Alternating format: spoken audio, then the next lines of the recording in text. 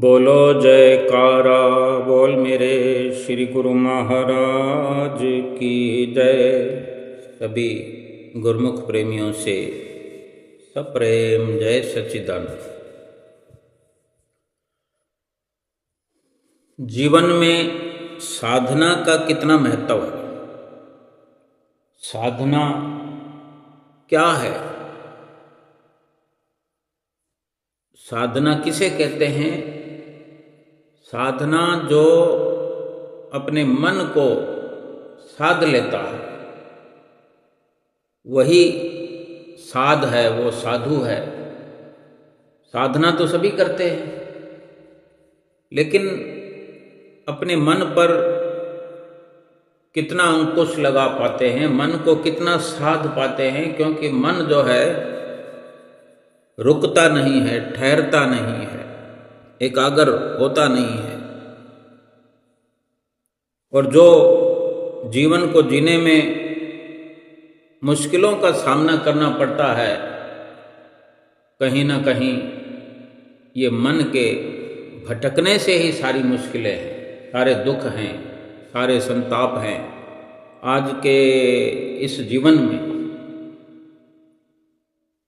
कोई नींद की दवा ढूंढ रहा है,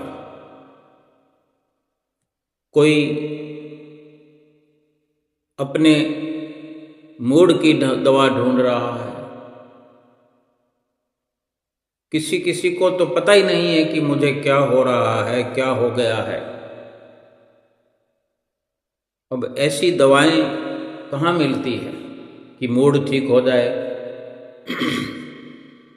नींद आने लग जाए। दवा खा करके ये बीमारियां तो ठीक होती नहीं हैं। शरीर का कोई दुख हो तो वो समझ में आता है। सिर में दर्द हो, हाथ पांव में दर्द हो, पेट में दर्द हो, तो इसका चेकअप किया जाता है डॉक्टर के द्वारा, लैब के द्वारा जांच की जाती है, इसकी दवा बनी हुई है, मिल जाती है आसानी से। फिर भी समय लग सकता है, किसी का दर्द, किसी की बीमारी बड़ी है, किसी की छोटी है। लेकिन जो ये बड़ी समस्या मानसिकता की है, जिसका मन खराब रहता है, मेरा मन नहीं है, मेरा मन नहीं है। आजकल छोटे छोटे बच्चे भी कह देते हैं मेरा मन नहीं है, मेरा मूड ठीक नहीं है, जैसे कोई तकिया कलाम बन गया। क्योंकि मन के वशीभूत हैं सब, मन के गुलाम हैं सब। मन ने सब पर पकड़ बनाई हुई है। मन क्या है जो इसका इलाज डॉक्टर नहीं कर सकते, इसकी कोई दवा नहीं है। ये मन है विचार, और सुख दुख भी तो विचारों के ही हैं। शारीरिक बीमारी के अलावा तो जो सुख दुख हैं वो शरीर के विपरीत अवस्था में, इसको अगर बीमारी कहें तो इस बीमारी का इलाज दवाई खाने से नहीं होगा। ये विचारों की बीमारी है। ये बड़ी मुश्किल ये है कि इसको समझने के लिए, इसको जानने के लिए जो मन की रचना को समझता है वही इस मन का इलाज कर सकता है, मन की परेशानी को दूर कर सकता है। जिनको ये मन की परेशानी है, उसकी बीमारी ये जीवन भर यहाँ भी सताती है, और इस लोक को छोड़ने के बाद भी परलोक में भी स्थिर नहीं होने देती। जीव को 84 लाख योनियों में भटकाती है। एक साधु था, वो कोई अपना भवन बनाना चाहता था, कोई सुंदर भवन बनाने की योजना बनाई। अब धन की जरूरत तो हर काम में पड़ती है, कोई भी वस्तु खरीदनी हो, कुछ बनाना हो, किसी भी प्रकार का साजो सामान बनाना हो या बना बनाया लेकर आना हो तो धन की ज़रूरत पड़ती है। अब ये कोई सुंदर भवन बनाना चाहे तो उसके लिए भी धन की ज़रूरत तो होगी। तो वो साधु जो है अपने शिष्य को साथ लेकर धन इकट्ठा करने के लिए, धन जुटाने के लिए चल पड़ते हैं लोगों के पास। घूमते घूमते एक गांव में उन्हीं साधु की, संत की एक शिष्य जो बुढ़ी अम्मा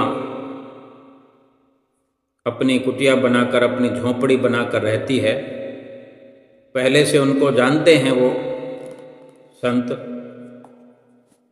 तो वहाँ पहुँचते हैं तो उनकी कुटिया जो है बड़ी साधारण सी थी, कोई उसमें रहने की किसी प्रकार की कोई उत्तम व्यवस्था नहीं थी जिसे कहा जाए कि ये ठाट बाट हैं या बेड लगे हुए हों।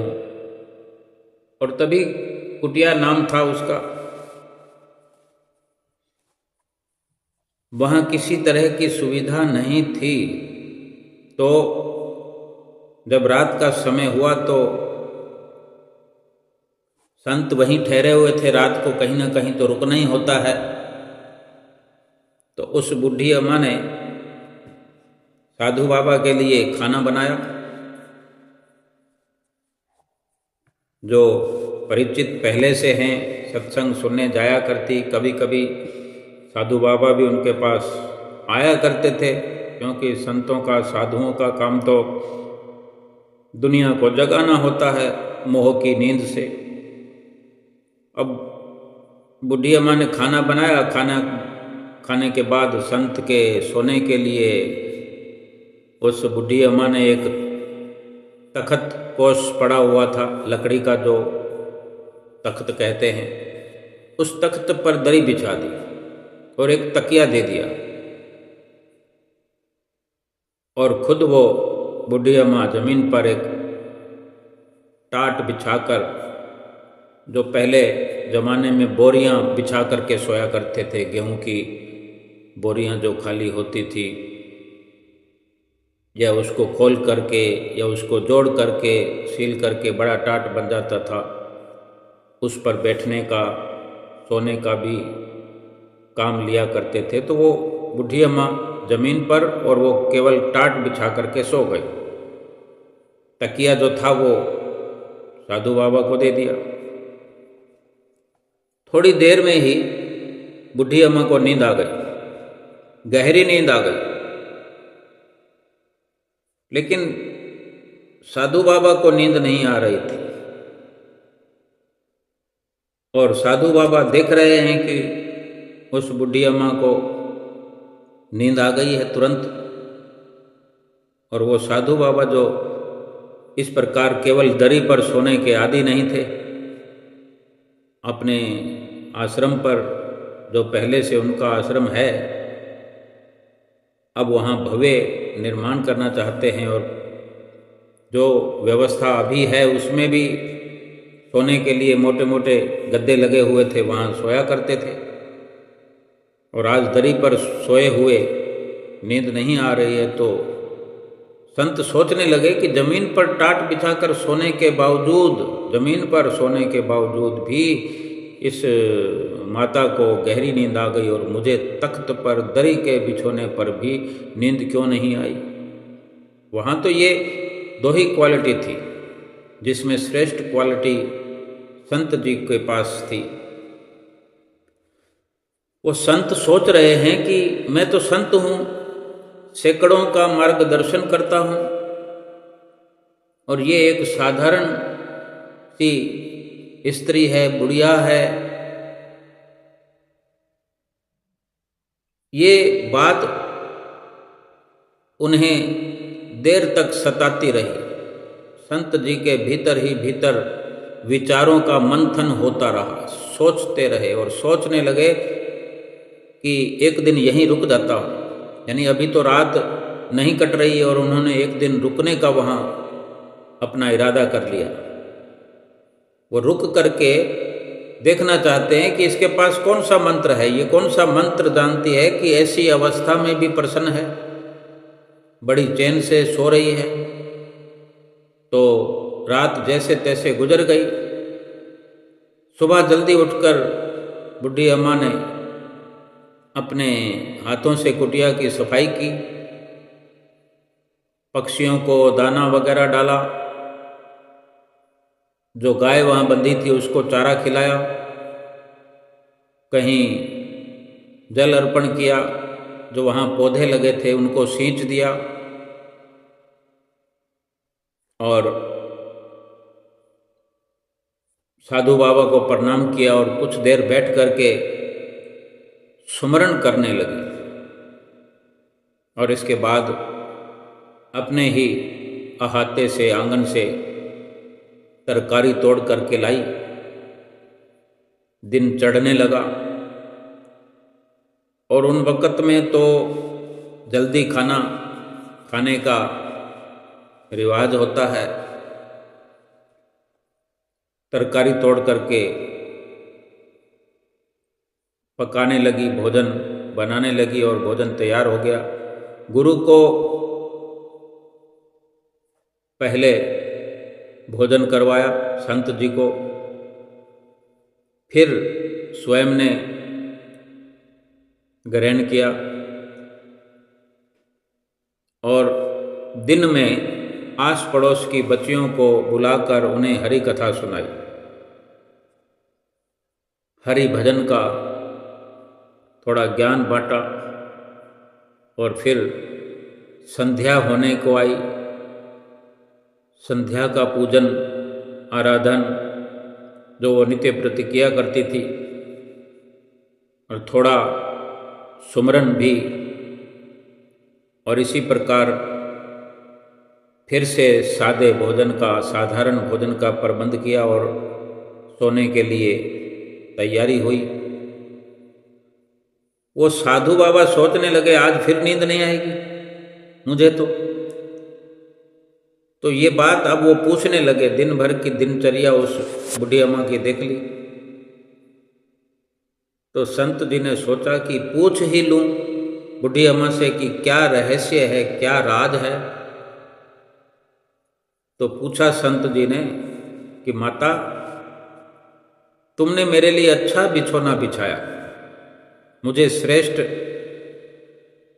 सत्कार के साथ अच्छा बिस्तर बिछा करके जो तुम्हारे पास था उसमें अच्छा मेरे लिए व्यवस्थित ढंग से सुलाने का प्रयास किया, लेकिन मुझे तो नींद नहीं आई। और जबकि तुम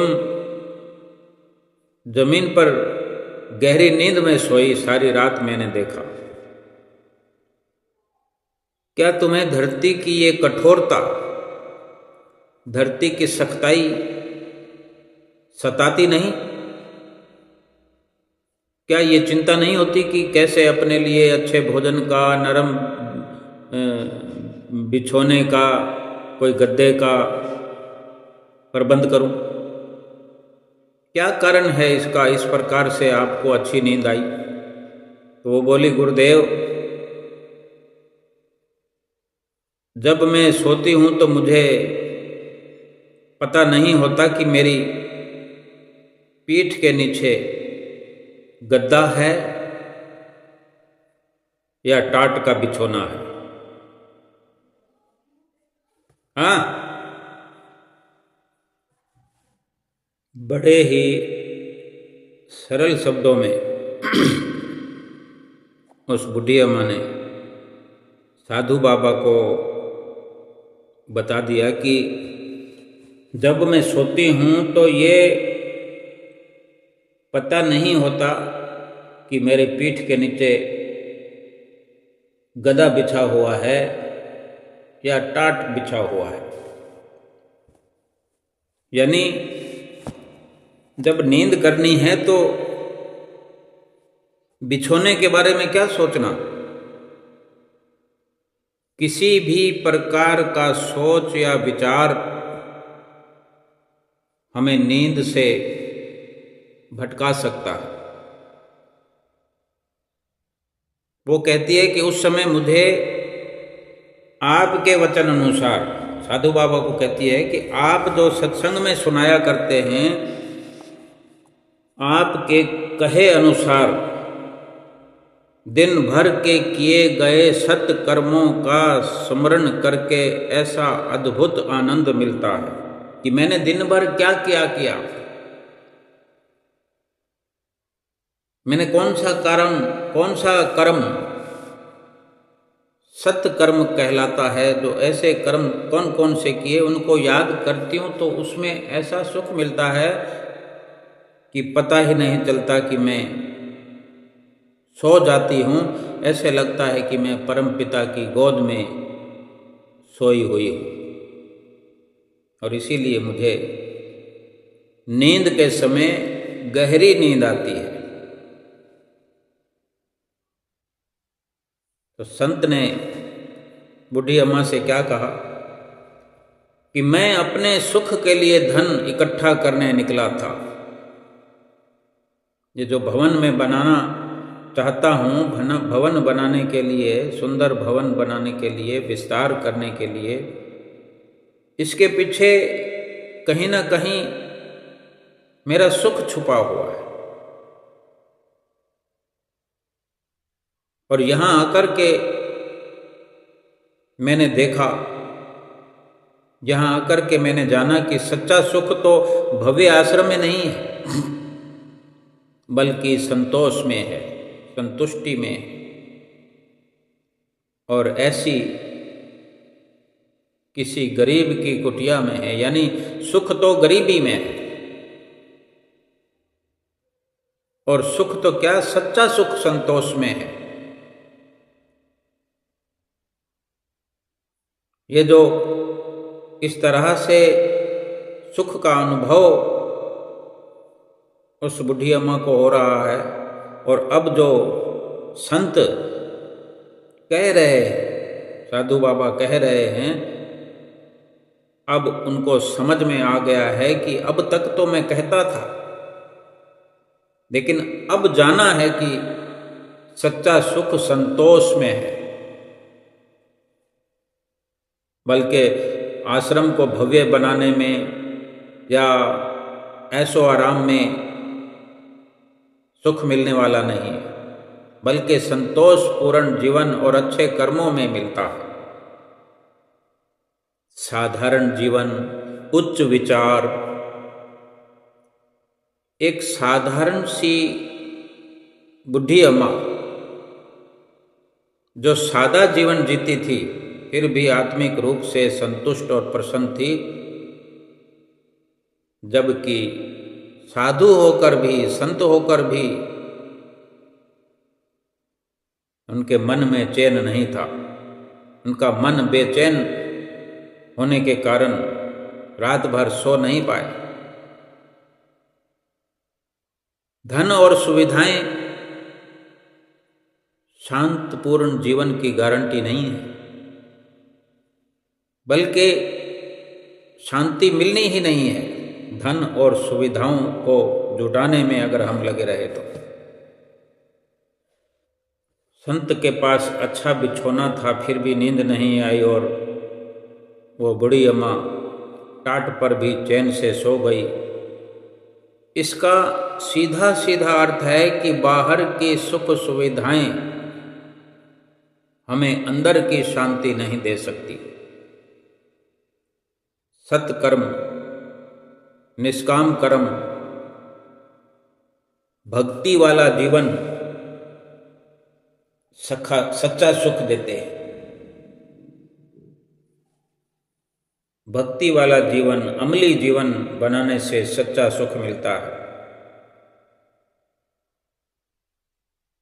अपने दिन को सत्कर्मों में, निष्काम भक्ति में, ईश्वर सुमरण में, भजन ध्यान में लगाया जाए तो आत्मिक सुख मिलेगा। और आत्मिक सुख के लिए अगर जतन किया जाए तो शरीर को सारे दुखों से, मुश्किलों से, चिंताओं से मुक्ति मिल जाती है, मुक्ति मिल सकती है। दूसरों की सेवा करने से सच्ची खुशी मिलती है। जैसे बुढ़िया ने संत के लिए श्रेष्ठ व्यवस्था की, पशु पक्षियों का भी ध्यान रखा, जो उस दिनचर्या का अनुभव संत जी ने किया। अड़ोस पड़ोस के बच्चों को बुला करके एक नियम बना रखा था कि उनको हरि कथा सुनानी है, जिससे उनके मन में भी संतोष और खुशी बनी रहे। महापुरुष फरमाते हैं कि सुख और दुख हमारे विचारों पर निर्भर करते हैं। ये मन कुछ और नहीं है, सुख और दुख के विचार हैं। अगर इस प्रकार की इच्छाएं, कामनाओं वाले विचार हमारे हैं तो वो दुख का हेतु है। भजन कीर्तन में रमा हुआ मन है, भजन कीर्तन वाले हमारे विचार हैं, ईश्वर परायण होकर के हमारा समय व्यतीत होता है, तो ये सुखों वाले विचार हैं। फिर ये मन जो है सुख उपजाता है, अपने अंदर से सुख पैदा करता है। अगर हमारा मन शुद्ध और संतुष्ट रहेगा तो हमें बाहरी परिस्थितियां परेशान नहीं कर सकती। सच्ची नींद और शांति अच्छे कर्मों से आती है। और दिन भर अगर हमारी दिनचर्या ऐसी है कि हम सात्विक कर्म करते हैं, निष्काम कर्म करते हैं, मतलब परस्ती का जीवन नहीं जीते हैं, और रात को सोने से पहले भी भगवान का भजन करते हैं, सुमरण करते हैं, और दिन भर में किए हुए अपने कर्मों पर नज़र डालते हैं कि कौन कौन से कर्म मेरे द्वारा हुए हैं, कहाँ गलती हुई है, जिसका फिर सुधार किया जा सके, तब ये जीवन एक एक दिन करके पूरा जीवन सच्चा सुख और शांति और संतोष में व्यतीत हो जाता है। आज का इंसान क्यों दुखी है, क्यों उसका मन खराब रहता है, क्यों मन की बेचैनियां हैं, क्यों मन बेचैन रहता है, कि वो रात और दिन ये सोचता है कि वो क्या सोचेगा, वो क्या कहेगा। यानी उनका ध्यान जो है किसी व्यक्ति विशेष पर टिका हुआ है, समाज पर टिका हुआ है। अपनी जो खुद की व्यवस्था है वो लोगों को दिखाने मात्र के लिए करने में लगे हुए हैं। लोग क्या सोचेंगे, इस बात की चिंता करने की बजाय क्यों ना कुछ ऐसा करने में समय लगाएं जिसे प्राप्त करने पर, जिसका लाभ होने पर हम लोगों को भी लाभान्वित कर सके। यानी अपने आप को समर्पण की ऐसी अवस्था बनाए। समर्पित भक्त की अपनी कोई इच्छा नहीं होनी चाहिए, मेरी मेरी न करके, बल्कि सदा तेरी ही तेरी, तेरी ही तेरी, तू ही तू करते रहें। यानी अपने आप को जिसने समर्पण कर दिया, अपने सतगुरु को समर्पण करके जो उसी की मौज को हर वक्त देखता है, उसकी मौज को जो प्रथम रखता है, यदि ये इच्छा प्रबल हो तो फिर समर्पण में कोई कमी नहीं। जो ये सोचता है हर कार्य करने से पहले कि मेरे सतगुरु को ये ठीक लगेगा कि नहीं लगेगा, मेरा सतगुरु मुझसे क्या रात और दिन कहता है, उनके क्या वचन हुआ करते हैं, जो मैं करने जा रहा हूँ वो काम उनकी प्रसन्नता मुझे दिलाएगा कि नहीं, ऐसा सोचकर विचार कर अगर हमारे द्वारा हर कर्म किया जाता है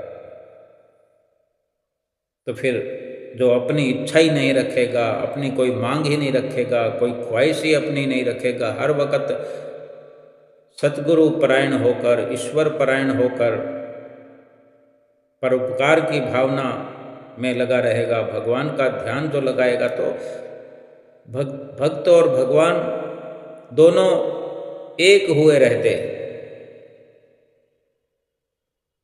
जोई जोई मेरो प्रीतम करे, सोई सोई मोहे भावे, सोई सोई करे प्रीतम, जोई जोई मोहे भावे। यानी जो इस प्रकार सतगुरु की मौज पर चलते हैं, उनकी प्रसन्नता की परवाह करते हैं, उनके वचनों के दायरे में चलते हैं और ऐसा सोचते हैं कि मेरा प्रभु जो करेगा वही मेरे लिए अच्छा है, वही मेरे लिए श्रेष्ठ है, ऐसा विचार होने पर फिर प्रीतम वही वही करता है जो भक्त को अच्छा लगने वाला होता है। यानी भक्त भगवान की मौज पर और भगवान फिर भक्त की मौज पर चलता है। भक्त ऐसे उद्गार अपने जुबान पर लाते हैं, तेरी रहमतों के सदके ये द्वार मिला है, तेरी कृपा के सदके संतों का प्यार मिला है, हम तो कुछ भी न थे तेरी बंदगी से पहले, ये भी तेरी दया है जो इतना सुंदर श्री आनंदपुर दरबार मिला है। वास्तव में गुरमुख प्रेमियों का जीवन आला जीवन है कि अगर हम सतगुरु की आज्ञा व मौज में चलते फिर कोई विचार ऊंच नीच का, बड़े छोटे का, पाप और पुण्य का, सुख और दुख का न करते हुए अपने जीवन को श्रेष्ठ बना सकते। भेदभाव का हमारे परमहंसों ने ये सुंदर दरबार जो बनाया है, ये अद्वैत मत है, एक मत, दो नहीं। जैसे हम पुकारा करते हैं कि श्री परमहंस अद्वैत मत, ये श्री परमहंसों ने अद्वैत मत पंथ बना करके हमें हर पल यही शिक्षा प्रदान की है। भेदभाव, ऊंच नीच, अमीरी गरीबी, ये कोई मायने नहीं रखते। केवल एक सतगुरु से मिला हुआ नाम जो जपने के लिए मिला है, भजन करने के लिए मिला है, और रात और दिन संसार का, दुनिया का सब काम धंधा करते हुए उसमें लगे रहे। अगर किसी के साथ बैठे हुए हैं, किसी के साथ चलते हुए जा रहे हैं, तो सतगुरु की महिमा को गाते रहे। ऐसी सत्संग की वार्ता को छेड़ दें कि चित्तवृत्तियां सतगुरु के ध्यान से जुड़ी रहे। और जब अकेले हों, अकेले जा रहे हों, अकेले बैठे हों, तो फिर केवल और केवल सतगुरु से बात करने का प्रयास करें, सतगुरु से अपने विचार साझा करें। एक दिन रामकृष्ण परमहंस किसी दूसरे संत के साथ बैठे हुए थे। सर्दियों के दिन थे, संध्या वेला हो गया। बड़ी पुरानी ये कथा है। जब सर्दियों के दिनों में लकड़ियां जला करके कुछ समय व्यतीत किया करते थे, तो संत ने ठंड से बचने के लिए कुछ लकड़ियां इकट्ठा की और धूनी जला दी। अब दोनों ही संत थे, धर्म और अध्यात्म पर, भक्ति परमार्थ पर चर्चा कर रहे थे। इनसे कुछ दूर एक गरीब व्यक्ति भी अकेला बैठा हुआ था। उसे भी ठंड लगी, तो उसने भी कुछ लकड़ियां इकट्ठा की। अब लकड़ियां तो इकट्ठा कर ली, लेकिन जलाने के लिए उसके पास आग नहीं थी। आग की जरूरत पड़ी तो वो आया उन संतों के पास जहाँ श्री रामकृष्ण परमहंस और एक और संत बैठे थे। आया और वहाँ से एक लकड़ी का, जलती हुई लकड़ी का एक छोटा टुकड़ा उठा लिया ताकि वो अपनी धूनी जला सके। तो जो वहाँ दूसरे संत बैठे थे श्री परमहंस रामकृष्ण परमहंस जी के साथ, वो ये नज़ारा देखकर आग बबूला हो गए उस व्यक्ति पर, जो आग में से एक जलता हुआ लकड़ी का टुकड़ा लेकर चले गए और अपनी धूनी जलाने लगे। और वो उस व्यक्ति को मारने लगे, पकड़ लिया उसको। और वो कह रहे हैं संत वो कहने लगे उस व्यक्ति को कि तू पूजा पाठ नहीं करता है, भगवान का ध्यान नहीं करता है, तेरी हिम्मत कैसे हुई, तूने मेरे द्वारा जलाई गई इस धूनी को नापाक हाथों से कैसे छू लिया। तब ये सब देखकर श्री रामकृष्ण परमहंस मुस्कुराने लगे। ये सब देखकर अब संत जी जो गुस्सा हो रहे थे, तो परमहंस जी को मुस्कुराते हुए देखा तो उन्हें और अधिक गुस्सा आ गया और परमहंस जी से कहने लगे, आप इतना प्रसन्न क्यों हैं? ये व्यक्ति अपवित्र है, नापाक हाथों से, इसने गंदे हाथों से मेरे द्वारा जलाई गई इस आग को छू लिया है, तो क्या मुझे गुस्सा नहीं आएगा? परमहंस जी ने कहा, मुझे तो नहीं मालूम था कि कोई वस्तु छूने से अपवित्र हो जाती है। अब वो दोनों चर्चा कर रहे थे, तो श्री परमहंस जी ने उन संत को उन्हीं की कही हुई बात याद दिलाते हुए कहा कि अभी आप ही तो कह रहे थे कि सभी व्यक्तियों में, सभी इंसानों में आत्मा का वास है, सभी परमात्मा के अंश हैं, और थोड़ी देर में आपको क्या हो गया, आप ये बात खुद भूल गए। मुझे आप ये कह रहे थे, हमारी जो ज्ञान चर्चा हो रही थी, प्रभु के बारे में हो रही थी, आत्मा के बारे में हो रही थी, परमात्मा के बारे में हो रही थी। जब आत्मा और परमात्मा की हम इस श्रेष्ठ बातों को समझने समझाने में लगे हुए, तो फिर ये अपवित्रता कहाँ से आ गई? आप खुद ही अपनी की हुई बात भूल गए। तो श्री परमहंस जी ने कहा कि वास्तव में इसमें आपकी गलती नहीं है, आपका दुश्मन आपके अंदर बैठा हुआ है, वो है अहंकार। आप सोचते होंगे कि मैं संत हूं और ये एक साधारण इंसान है, ये अहंकार है। यानी जो दूसरों के काम आता है, दूसरों के लिए सोचता है, दूसरों के सुख में अगर हमारा कोई पल लग जाता है। अब एक लकड़ी का टुकड़ा जलता हुआ लेकर उसने अपनी धूनी जला ली एक व्यक्ति ने, तो उसको सुख अनुभव होगा, क्योंकि वो दोनों संत बैठे हुए हैं, आग ताप रहे हैं। सुख के लिए ही तो उन्होंने ये सब कर रखा हुआ था। तो दूसरा अगर छोटा सा टुकड़ा लेकर के उसने अपनी धुनी जला ली, आग जला ली, तो क्या फर्क पड़ता है। तो बेकार में इस तरह का इतना हंगामा करना,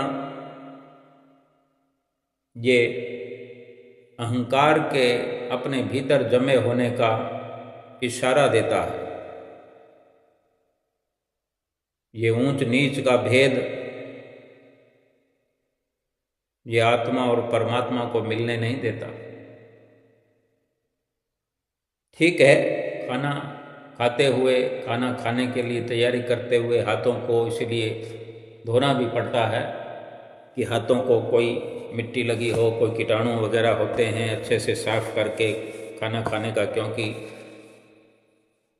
साफ शुद्ध वस्तु को ग्रहण करना अच्छी बात है। लेकिन यहाँ जहाँ लकड़ियों को इकट्ठा करना, मिट्टी से अपने हाथ सने हुए हों, क्या हमारे क्या तुम्हारे,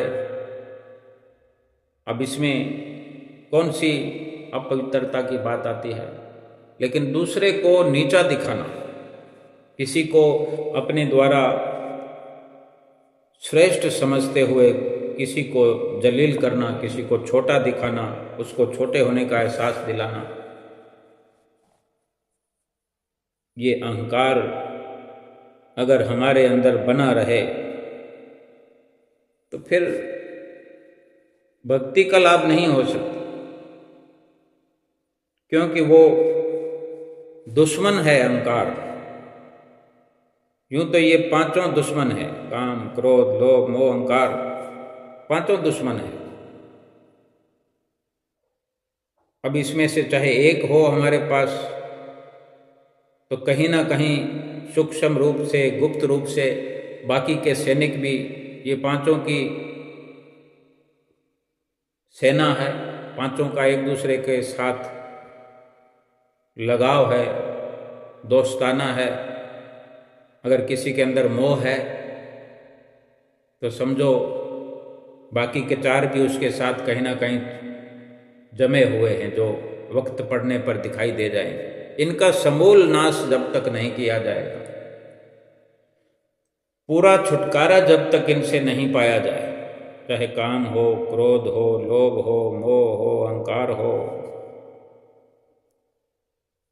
असल में इस काम, क्रोध, लोभ, मोह, अहंकार की अग्नि में जलता हुआ इंसान आज दुखी है। ये भी विचार हैं, और विचारों को सब मिला करके मन कहा जाता है। मन इनका सरदार है, इन विकारों का एक रूप से, एक तरह से मन ही कहलाता है, लेकिन है मन और कुछ नहीं। अपने अच्छे और बुरे विचार हैं, अपने विचारों को श्रेष्ठतम बनाने की जरूरत है। अपने विचारों को श्रेष्ठता देने की जरूरत है, और ठीक प्रकार से अगर जानने की कोशिश हम करें तो वो यही कि वास्तव में हमारे विचार जो हैं वो शुद्ध हों। हमारी जितनी भी कार्रवाई है वो अंतर्मुखी होनी चाहिए। आज जो इंसान अशांत बना हुआ है, परेशान है, दुखी है, जितने भी दुख हैं सब के सब बाहरी व्यवस्था में लगे हुए हैं। इसी कारण इन विकारों का नाश नहीं होता। हम बाहर कार्रवाई करते हैं, सत्संग सुनते हैं, सत्संग पढ़ते हैं, दूसरों को भी सुना देते हैं, लेकिन अमली कार्रवाई जब तक नहीं होगी, चाहे कितना ऊंचा दर्जा हम अपने आप से बना लें, लेकिन हमारा अनुभव अगर ऊंचा नहीं होगा, हमारे विचारों की, स्वभाव की, हमारे क्रियमान कर्मों की रियलिटी जो हकीकत है,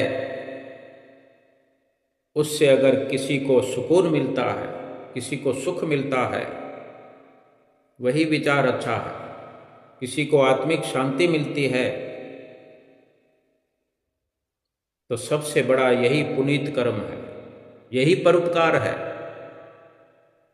कि पर उपकार यानी दूसरों की भलाई किसी को धन देने से नहीं होती, थोड़ा या अधिक दान करने से नहीं होती। किसी भी वस्तु को किसी को दे दिया जाए, थोड़े समय में या अधिक समय में वो सब वस्तु समाप्त हो जाएगी। तो ये तो सब बाहर का बाहर मिट जाने वाला है, चाहे किसी को सुखी किया या दुखी किया, लेकिन इनका जो अंदर से नाता है, अंदर से जो इस जुड़ाव है, किसी को सुख देने का या किसी को दुख देने का, वो हमारे अंतर मन को अच्छा या बुरा बनाता है, हमारे अंतःकरण को दूषित करता है। और यही मन उभर करके आता है कि हमारा मन पवित्र है, हमारा मन शुद्ध है या अशुद्ध है। यानी इस तरह के विचार कि अपने से अधिक बढ़कर किसी और को सुखी करने का ख्याल, और सुख भी ऐसा कि उसकी आत्मा को छू जाए। हमारे महापुरुषों ने जो हमें सुखी बनाने का रास्ता सुझाया वो यही तो है। हमें सतगुरु की शरण में पहुंच करके क्या मिलता है? कोई धन पदार्थ थोड़ी मिलते। शरीर के निर्वाह के लिए सारी व्यवस्था करी है। शरीर का निर्वाह इसलिए करने की व्यवस्था है कि शरीर से हमारे सत्कर्म करवाते हैं, भजन सुमरण करवाते हैं, नित्य नेम कराते हैं, जिसका लाभ आत्मा को मिले। ऐसी कार्रवाई करने का हमें हर वक्त, हर पल, हर घड़ी, रोज का रोज नित्य प्रति संदेश देते हैं, देते रहे हैं, दे रहे हैं। बाहरी जीवन को सुंदर बनाने के लिए कहीं कोई वर्णन नहीं है। आद जुगाद से ये मर्यादा संतों महापुरुषों की, आध्यात्मिकता की, भक्ति मार्ग की चली आ रही है कि आत्मा को सुकून मिले,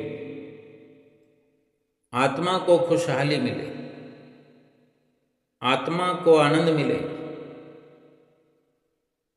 आत्मा अगर प्रसन्न है तो फिर परमात्मा भी प्रसन्न है, और जब आत्मा और परमात्मा दोनों प्रसन्न है तो उनका मेल संभव है, आसान हो गया। और यही कार्य करने के लिए ये निष्काम भक्ति के द्वारा, निष्काम सेवा के द्वारा, निष्काम सत्संग के द्वारा, यानी किसी भी प्रकार की सकामता को लेकर के आत्मा को प्रसन्न नहीं किया जा सकता। यानी किसी भी इच्छा को रख करके भक्ति को प्राप्त नहीं किया जा सकता। कोई अगर नित्य प्रति सत्संग में जाता है, किसी ने ये सुना है कि सत्संग में जाने से दुख कट जाते हैं, तो इसी अभिप्राय से सत्संग में जाकर बैठता हो और वापस आते हुए देखता हो कि दुख मिटा कि नहीं। कोई शरीर पर आया हुआ दुख हो, या जीवन में धन की कमी हो, धन का अभाव हो, या कोई कार्य पूर्ति का ख्याल हो कि सत्संग में जाने से ये हो जाए, वो रोज का रोज देखेगा, अनुभव करेगा कि मेरा ये काम हुआ कि नहीं हुआ। इतने दिन हो गए सत्संग में जाते हुए, तो उसका ध्यान वहीं अपनी इच्छाओं की पूर्ति में लगा रहेगा, और जाने अनजाने वो अंदर ही अंदर मांग भी करता रहेगा, उठते बैठते, कि मेरा ये काम हो जाए, मेरा ये हो जाए। अक्सर हम सुनते भी हैं कि मेरा अमुक काम हो गया था, इसलिए मैंने मन्नत मानी थी, तो मैंने ये शुभ कार्य करा दिया भाई, मैंने आज लंगर चलवा दिया, मैंने ये प्रसाद बंटवा दिया। ये वही मैं वाली अगर भीतर ही भीतर ये अग्नि जलती रहेगी, ये अहंकार से अहंकारित होकर के हम अपने अहंकार को अपनी चित्तवृत्तियों में रोम रोम में बसाए रखेंगे, तो ये आग है ऐसी जो हमें हर पल जलाती रहेगी, मिटा देगी, एक दिन विनाश हमारा हो जाएगा। शारीरिक स्तर पर तो हर किसी ने मरना है, शरीर तो ये विनाश होगा, लेकिन हमारे वजूद को ये काम, क्रोध, लोभ, मोह, अहंकार, ये इच्छाएं, कामनाएं मिटा देने वाली है। आत्मिक स्तर पर जो हमारा अस्तित्व है, वजूद है, वो मिट रहा है। ये चिंता का विषय है। इन सारी दुखों और मुसीबतों की जड़ है ये हमारे अच्छे और बुरे विचारों को हम समझें कि हमारा मन जो है निष्कामता की ओर बढ़े। भक्ति भी मन करवाएगा और संसार में भी 84 लाख योनियों में भी मन ले जाएगा, और परमात्मा से भी ये मन ही मिलवाएगा। यानी मन एक विचार है, विचारों का जखीरा है, विचारों का परकोटा है, विचारों का गुच्छा है, विचारों का गट्ठड़ है। अगर विचार अच्छे हो जाएं, विचार सुंदर हो जाएं, विचार परमात्मा से मिलने वाले हो जाएं, तो मन परमात्मा से मिलाने वाला बन जाता है। विचारों में अगर संसारिक, शारीरिक, ये काम, क्रोध, लोभ, मोह, अहंकार, ये मेरा है, ये मेरा है, ये मेरा है, ये मोह हो गया। लोभ कि ये और मिल जाए, ये और मिल जाए, इतना और आ जाए, इतना और आ जाए। क्रोध, बात बात में आग बबूला होना, अज्ञानता का अंधेरा है। अहंकार मन में कि मेरे जैसा कोई नहीं, मैंने ये कर दिया, मैं वो हूँ, मैं ये हूँ। इस प्रकार अपने विचारों को श्रेष्ठ बनाना है तो सतगुरु के वचनों की रोशनी में हर पल, हर घड़ी चलना है। वचनों की रोशनी में, वचनों के प्रकाश में चलते हुए अज्ञान का अंधेरा जो है समूल नष्ट हो जाता है। और सतगुरु के जो वचन हैं, उनके वचनों की रोशनी क्या है जो हमें नित्य प्रति समझाते हैं? वो यही है कि 5 नियमों की पालना करो। 5 नियम क्या हैं? श्री आरती पूजा करो, तो उसमें सतगुरु का ध्यान बना रहता है। सतगुरु के सामने हम आंखें खोलकर उनका दर्शन करते हैं, उनकी महिमा के गुणानुवाद गाते हैं, अपना समय देते हैं, तन से, मन से, वचन से उनकी जो याद है अपने अंदर बसाते हैं। सेवा हो तो ये शरीर को थकाते हैं, अपने आराम को त्याग करके इससे जो पाप कर्म हुए हैं शरीर से, वो सेवा करके, परोपकार करके, सतगुरु की आज्ञा पर चल करके उन पापों को काटते हैं, आगे के लिए अपनी आत्मा को आनंदित करते हैं। हर प्रकार से जब सतगुरु की प्रसन्नता वाले कार्य हम करते हैं भजन सुमरन करके,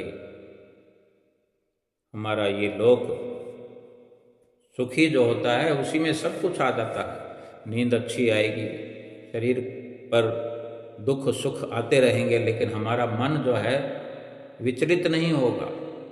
हर वक्त अपने बुरे कर्मों का ख्याल करते हुए अपने आप को संतुष्ट करेगा कि अगर बुरे कर्म किए हैं, पाप कर्म किए हैं तो दुख तो आएगा और आ रहा है, मेरे सतगुरु मेरे साथ हैं, तो मुझे डरने की क्या बात है।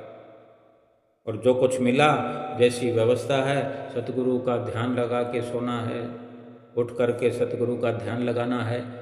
क्या बिछोना है, क्या महल है, क्या माड़ी है, क्या बंगला है, क्या गाड़ी है, इनमें ध्यान ना फंसा करके अपनी आत्मा के लिए हर वक्त चिंतन करना, प्रभु नाम का चिंतन करना, सुमरन करना और अपने जीवन का कल्याण करना। बोलो जयकारा बोल मेरे श्री गुरु महाराज की जय।